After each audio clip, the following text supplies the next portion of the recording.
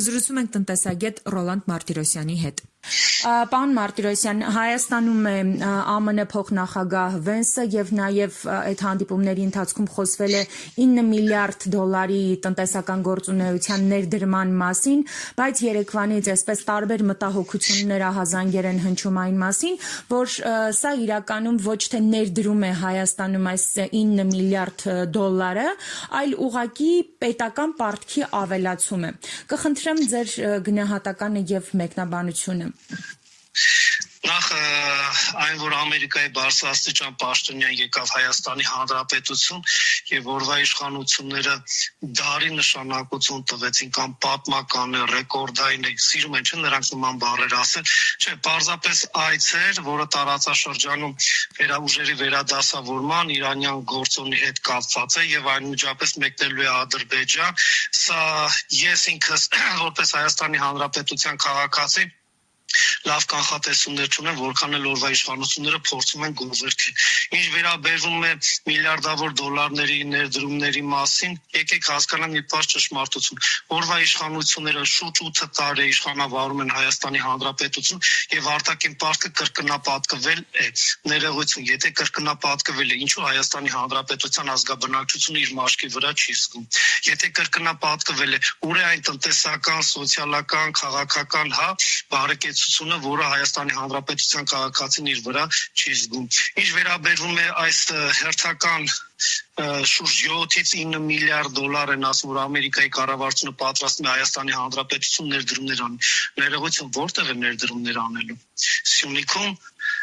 Թրամփի ուղի հասկացությանը դա դեռ անորոշ է, պարշի այդ ուղին իրականություն կդառնա թե ոչ։ Ոչ, նման բան չի կարող լինի, եթե օրվա իշխանությունները 8 տարվա ընթացքում օտար երկրյան ներդրումները նվազել են, ներքին ներդրումները նվազել են, այդ 8 միլիարդ դոլարի ներդրումների զառանցանքի ժանրից է, ես նման բան չեմ գտնում, որ իրականություն է դառնալու, զուտային պարզ պատճառով ելնելով մեր օրվա իշխանությունների որակից կամ կառավարման հմտությունից։ Սա միգուցե կաշառք կարող ենք համարել կամ ինչ-որ մի որոշակի գումարների ներդրումներ կլինի, աշկակապություն կլինի, բայց այս թվում է խնդիրը դրված է Սյունիքը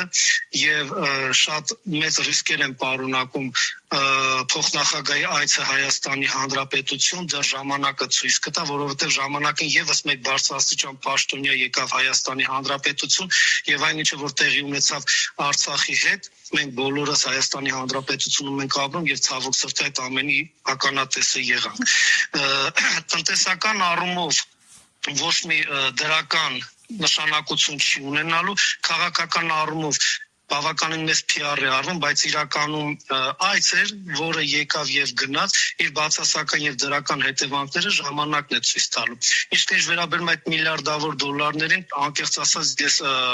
չեմ գտնում, որ նման մեծ գումարներ են Հայաստանի Հանրապետություն գալ եւ իրական տնտեսության ոլորտում են ներդրումներ արվելու, բարեփոխումներ են արվելու, անվտանգային համակարգն է ամրացվելու, ազգաբնակչությունը իր մաշկի վրա զգալու է այդ միլիարդավոր դոլարների ներդրումները։ Միայն երեք բարձ դարձավ, որ էկոնոմիկայի նախարար Գևորգ Պապոյանը 120 միլիոն եվրո վարկ է վերցրել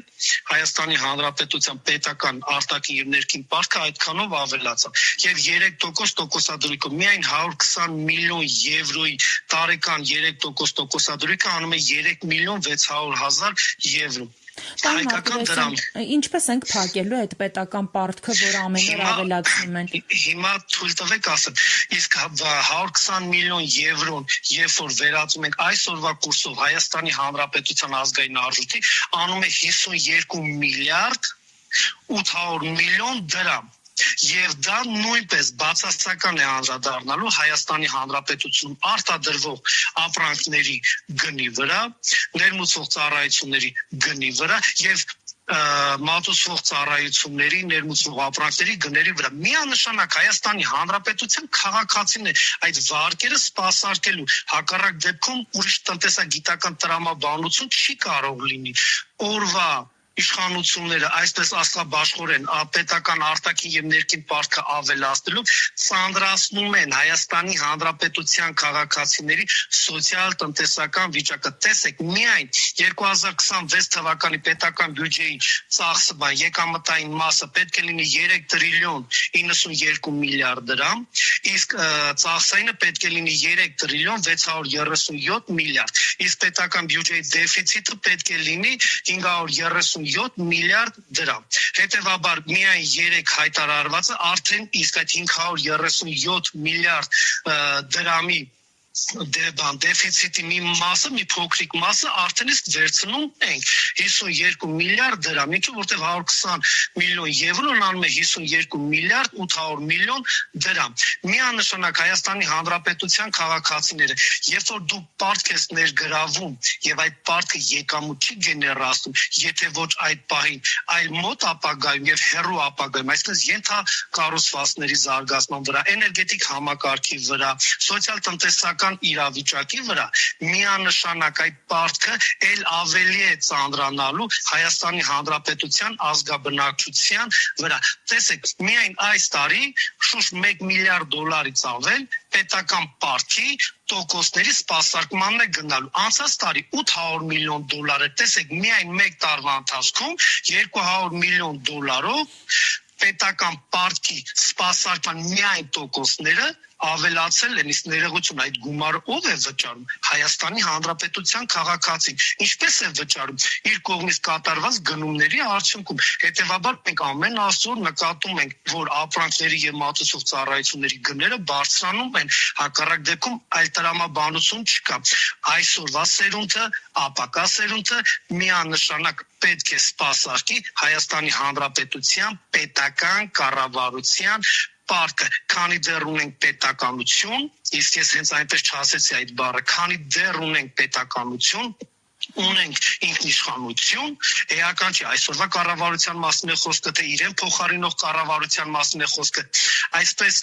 անարդյունավետ պետական պարտքի ներգրավման արդյունքում Հայաստանի Հանրապետության այսօրվա եւ ապագա սերունդն է սպասարկելու հակառակ տրամաբանություն չի կարող լինի։ Բոլոր պետություններն ունեն արտաքին եւ ներքին պետական պարտք եւ բոլոր պետությունների ազգաբնակչությունն է սպասարկում այդ պետական արտաքին եւ ներքին պարտքը։ Սպասարկումը մեղմասում է այնքանով, որքանով որ այդ ներգրավված վարկային ռեսուրսները նպատակային են, այլ ոչ թե բերում եւ մխսում են, փոշիանում է, իսկ պարզ իրավիճակը, որ մենք տեսնում ենք Հայաստանի Հանրապետության այսօրվա կառավարության գործունեությունը 8-ից 9 միլիարդ դոլարի միայն Նիկոլ Փաշինյանի կառավարությունն է պետական արտաքին եւ ներքին պարտքը ավելացրել, իսկ ներողություն Հայաստանի Հանրապետության հասարակաքաղաքացին իր մաշկի վրա զգում է, ոչ, Հայաստանի Հանրապետության քաղաքացիները իրենց ավելի անվտանգ զգում են, ոչ, Հայաստանի Հանրապետության քաղաքացիները իրենց առօրյա կենցաղավարությանը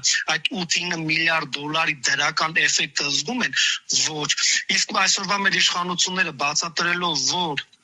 պետական արտաքին եւ ներքին պարտքը մեր համեմատած այլ երկրներին հիմնականը մեջ բերում արեց ժամանակին, եթե չեմ սխալվում, Գևորգ Պապոյանն էր, թե Բակեն Թունյանն էր, որ չէ Բակեն Թունյանն էր, որ Սինգապուրի պարտքը այսքան է, Ճապոնիայի պարտքը այսքան է, Ամերիկայի պարտքը այսքան է, այո, բոլորս էլ հասկանում ենք, միայն որ այս տարվա հունվարի 1-ին Ամերիկայի պետական պարտքը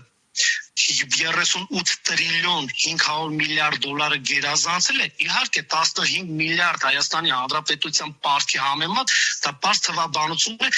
մեծ է, բայց խնդիրը ոչ թե պարտքի տեսակարար կշիռն է եւ նրա տոկոսներն են, այլ խնդիրը թե պետական բյուջեից դու որքան ես սպասարկում պետական արտաքին եւ ներքին պարտքը։ Ամերիկայի պետական բյուջեից տարեկան սպասարկումը գնում է 3-ից 5%, Հայաստանի Հանրապետության պետական բյուջեից արդեն 13%-ը գերազանցել են։ Հիմա Ամերիկայի պետական պարտքը թվացial, հա, տեսակարար կշիռը մեծ է, բայց պետական բյուջեի վրա տարեկան ծանրաբեռնվածությունը 3-ից 5% է։ Հայաստանի Հանրապետությունը լինելով փոքրիկ տնտեսություն, 3 միլիոն ազգաբնակչություն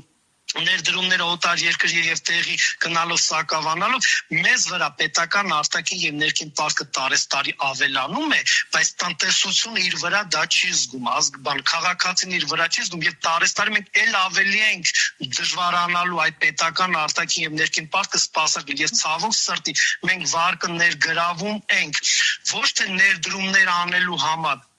այլ մենք վարկը ներգրավում ենք պարտքը սպասարկելու համար, հասկանում ենք, մենք վերածվել ենք մի պետության, որը պարտք է վերցնում, պարտք փակելու համար, իսկ երբ որ դու պարտքը պարտքով ես փակում, դու էլ ավելի ես խճճվում, այսինքն ներսուզվում այդ պարտքային բեռի տակ, բայց երբ որ պարտքը փակում ես եկամուտով, դու շունչ ես կարողանում քաշել, քեզ համար ավելի հեշտ է լինում այդ պարտքը փակել, իսկ մեր կառավարությունը այսօր վերածվել է մի կառավարության, որը պարտք է վերցնում, պարտքը փակելու Պարոն Մարտիրոսյան, եւ սրանից կարելի է ենթադրել, որ մեր երկրում աղքատությունը ավելի է խորանալու, որովհետեւ ինչպես այսօր տեսնում ենք, մարդկանց կենսամակարդակը օրը-օրվա վրա ավելի իջնում է։ Տեսեք, Հայաստանի Հանրապետության ազգաբնակչության շուրջ 21%-ը համարվում է աղքատ, 0.6 թե 0.5%-ը համարվում է ծայրահեղ աղքատ, իսկ առհասարակ թվեր մարդիկ կան, որ հրապարակում են թվեր վիճակագրական, որ 42%-ն է աղքատ, ամենայն անկեղծությամբ 3 այդ թվերին ես որպես տնտեսագետ լուրջ չեմ վերաբերվում, ինչու, ինձ համար աղքատության չափորոշիչը հետևյալ է, երբ որ Հայաստանի Հանրապետության քաղաքացին իր ընտանեկան ամսական բյուջեից չի կարողանում 5, 10, 15% խնայողություն անել, հետևաբար այդ քաղաքացին համարվում է կամ այդ ընտանեկան բյուջեն համարվում է աղքատ։ Եվ եկեք տեսնենք Հայաստանի Հանրապետության աշխատող քաղաքացիների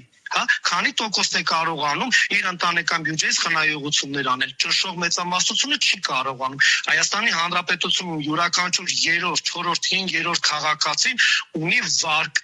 յուրաքանչյուր 5-րդ քաղաքացին ունի 3-ից 4 վարկ, իսկ ներողություն նա կարողանում այդ վարկային սպասարկումները իրականացնել, գնալով դժվարանում են, հետևաբար հարկադիրում միլիարդավոր դրամների, պարտքային պարտավորություններ մեր քաղաքացիները չէին ունենա, այո, պետական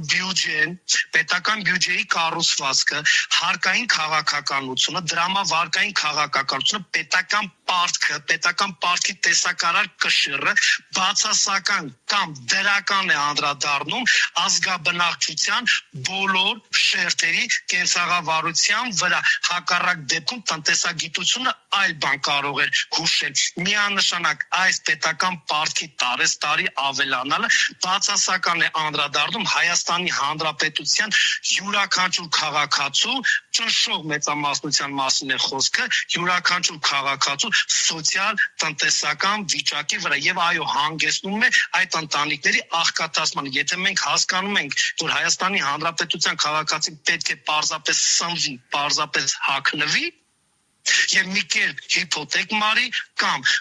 բնակարանի վարձը եւ վարկային պարտավորությունները սպասարկի, ներողություն, մենք այդպիսի տնտեսություն, այդպիսի կառավարություն, այդպիսի պետություն ենք պատկերացնում, ոչ, դա սխալ է։ Հայաստանի Հանրապետության քաղաքացիները եթե կարողանան իրենց ընտանեկան բյուջեից 5, 10, 15% խնայողություն անեն, որը զարգացած նորմալ երկրներում է։ Հայաստանի Հանրապետությունը կարող ենք ասել, որ իրապես տնտեսության զարգացման ճիշտ ուղու վրա է։ Մի հատ եկեք տեսնենք մեր կառավարության որակը, ազգային ժողովի որակը, պետական բարձրաստիճան պաշտոնյաների որակը։ Դուք ուզում եք, որ ՀՀ քաղաքացին լավ ապրի, չի կարող նման բան լինի։ Մենք միայն 120 միլիոն եվրո վարկ ենք վերցրել եւ նախարարին հարց են տալի քանի տոկոսով, ասում է դե 3.5, 4 չէ, ոնց որ 3%, ներողություն, դուք էկոնոմիկայի նախարարն եք, վարկ եք վերցրել եւ դուք անգամ չեք կարողանում լրագրողի հարցին պատասխանեք հստակ քանի տոկոսով եք վերցրել եւ քանի տարի մարման ժամկետով եք վերցրել։ Տեսեք, նաեւ այսպիսի մի սխալ հասկացություն կա, որ մեր փորձագիտական համայնքը ասում է ունենք շուրջ 15 միլիարդ արդեն իսկ արտաքին եւ ներքին պարտք, ներողություն, բայց տոկոսները Չէ՞ որ յուրաքանչյուր վարկային պարտավորություն կլինի պետություն, տնտեսվարող սուբյեկտ, թե տնային տնտեսություն, այսինքն մեր Հայաստանի Հանրապետության 650,000 ընտանիքների մասն է խոսքը, երբ որ մենք վարկային պարտավորություն ենք ստանձնում, նաև տոկոսադրույքներ ենք վճարում, սպասարկում ենք վճարում։ Հետևաբար Հայաստանի Հանրապետության պետական արտաքին եւ ներքին պարտքը ոչ միայն 14.5 միլիարդ դոլարը գերազանցել է, այլ վարկային պարտավորությունների տոկոսադրույքներն էլ, եթե մենք տարեստարի հաշվարկենք, անհամեմատ ավելի մեծ է եւ միանշանակ չի կարող բացասական չանդրադառնալ ՀՀ քաղաքացիների գնողունակության վրա, իսկ գնողունակության վրա ինչ է բացասական անդրադառնում, որովհետեւ այդ վարկային բեռը հարկային օրենսգրքով, հարկային փոփոխություններով ներդրվում է տնտեսվարող սուբյեկտների կողմից ապրանքների եւ մատուցող ծառայությունների գների վրա։ Ուրիշ տրամաբանություն ես չեմ կարողանում, ասենք, պատկերացնել։ Շնորհակալ եմ մեկնաբանության համար։